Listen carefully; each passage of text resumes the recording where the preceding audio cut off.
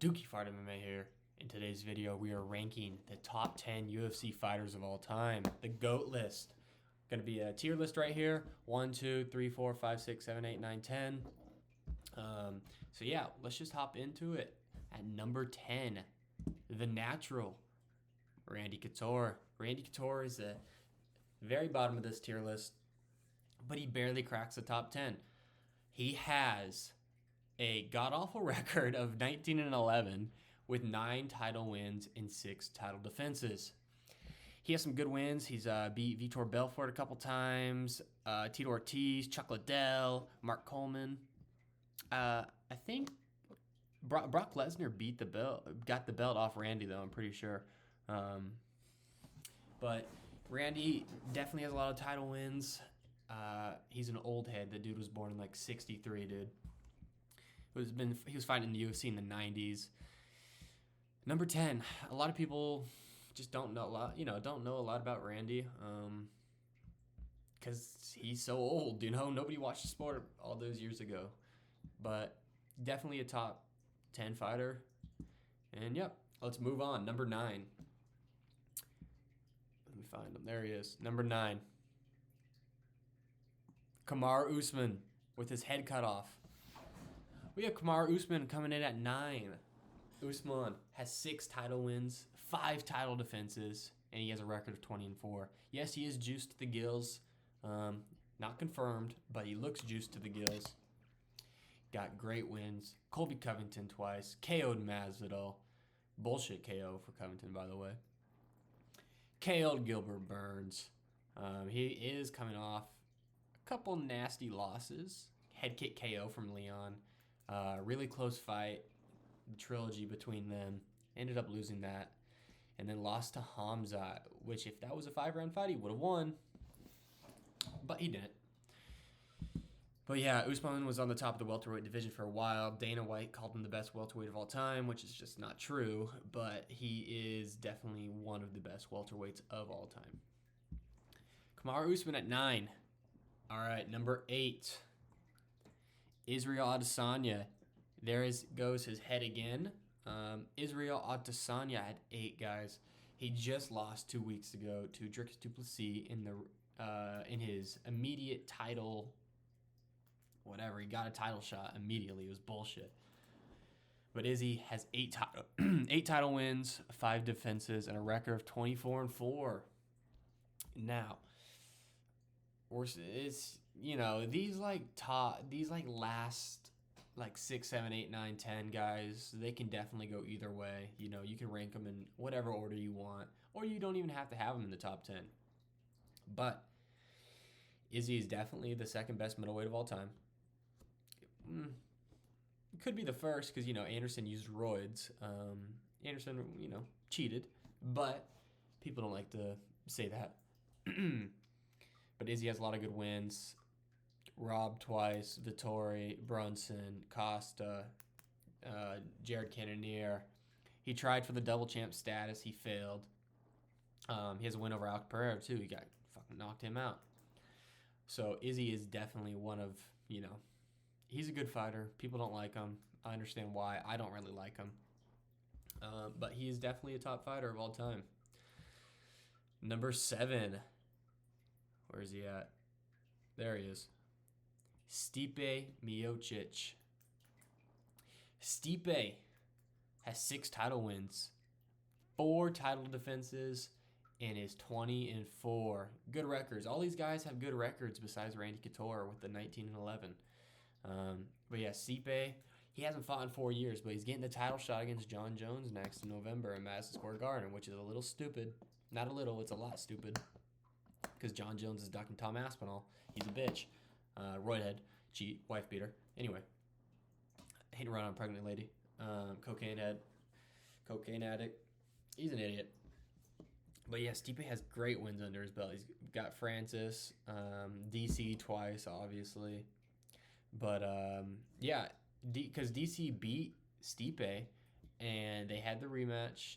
Stipe knocked out DC, and then beat him again in the trilogy by decision. So yeah, Stipe is the greatest heavyweight of all time, and now hopefully, I don't even know. I don't care who wins the next fight, Stipe and John, because that fight sucks, and it's so stupid that they're making it. He's 42. He's 42 years old. Hasn't fought in 4 years. Coming off a KO loss. It's fucking ridiculous. What was that, number 7? Number 6. We got Volkanovski. Volk at 6. Like I said, any of these guys can be in any order. You can have Volk at 10. You don't even have to have Volk in here. But Volk is at 10 or at 6. He is coming off a couple nasty losses. KO lost to Ilya and KO lost to fucking Islam on 8 days' notice, which is bullshit. Killed his career. And then he also lost to to Islam by decision. But yeah, Volk at 6. He has a record of 26-4, 6 title wins, and 5 defenses. Has great wins. 3 over Max Holloway. 2 close fights, but he really put it on Max in the last one. Brian Ortega, Yair Rodriguez, Korean Zombie. He's got wins over Jose Aldo, Chad Mendez. This dude has beaten the legends of the sport, and he's beaten this era of the sport.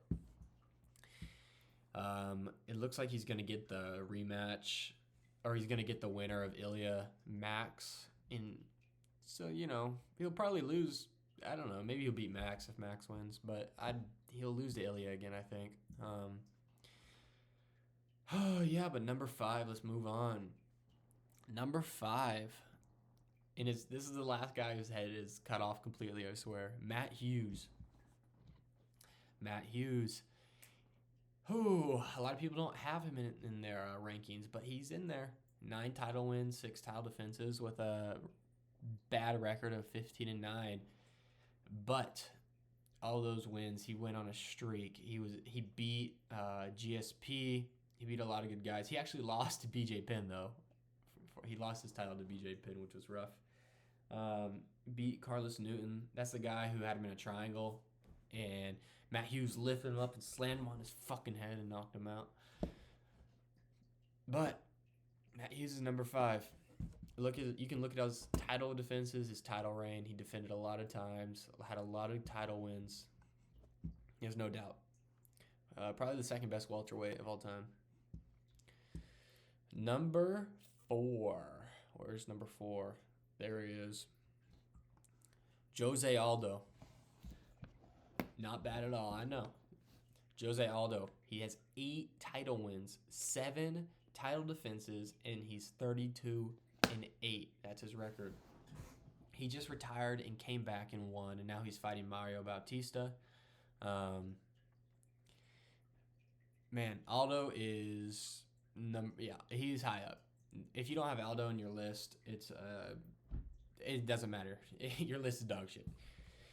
But Aldo has great wins, obviously. Chad Mendez, can't even fucking think right now. Frankie Edgar, Cub Swanson. He killed everybody, man. He fucking annihilated everyone in the division. He was on top of the division for so long. Has great kickboxing. You hear people talk about his leg kicks, how great they were. They were good. He stopped using them. He moved down to bantamweight. Tried to fight Peter Yan for the title. Ended up losing that. Just a little. It's not even like he's like 40. He's just been around so long, Had his boxing matches, won a little bit, or a draw, I think, which was stupid. Came back to UFC.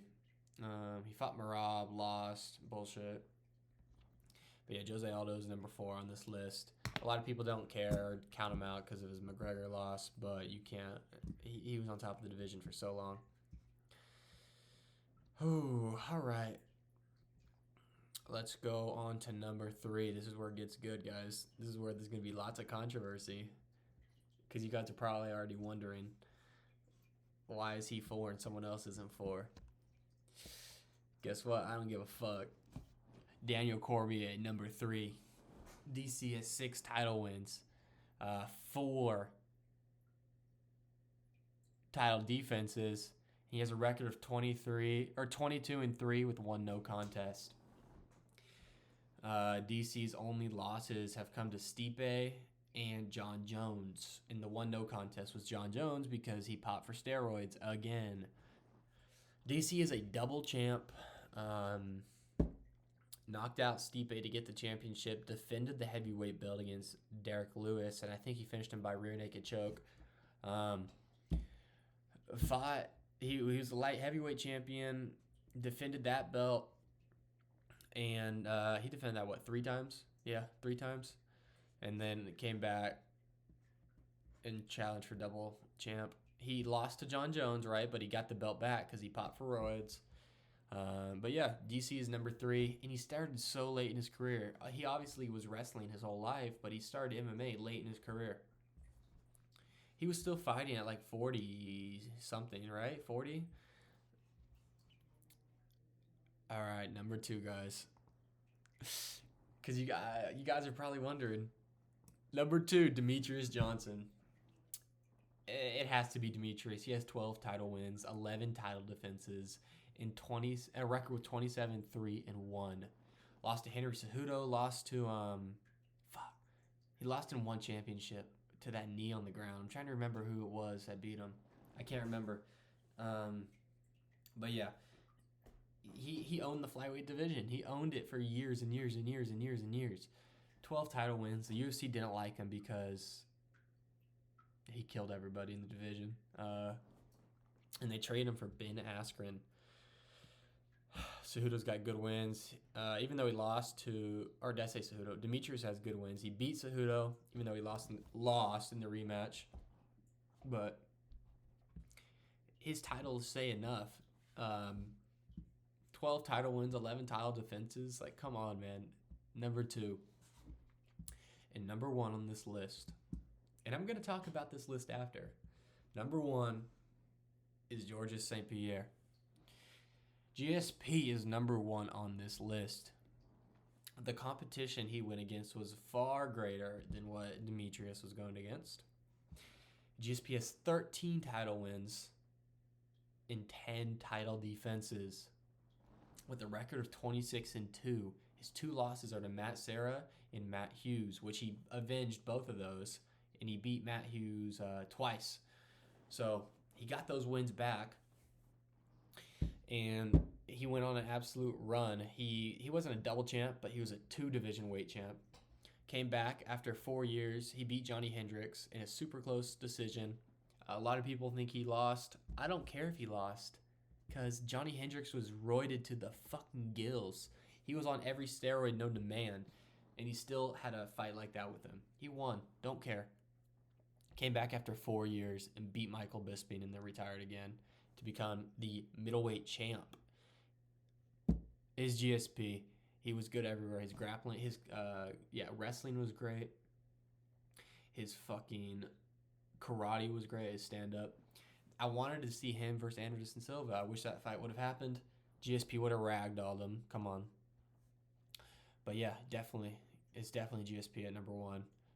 12 title defenses, or 12 title wins, 11 title defenses. Beat guys like Matt Serra, Matt Hughes twice, BJ Penn twice, Nick Diaz, Johnny Hendricks. You know, the list goes on and on and on and on. Josh Koscheck. It's him. He's got so many wins. 26-2. And yeah. So I know what you guys might be thinking right now. Where is John Jones and Anderson Silva? Well, sorry guys, if you test positive for steroids, you're not on the list. You're not a top fighter of all time. You cheated. You cheated, right? You can say what you want about other fighters, accusing them to be on steroids. Some people think GSP was, Matt Hughes. They never tested positive. They never popped for steroids like these guys did. And they fought in the same era as GSP more. Fought in the same era as John Jones and Silva.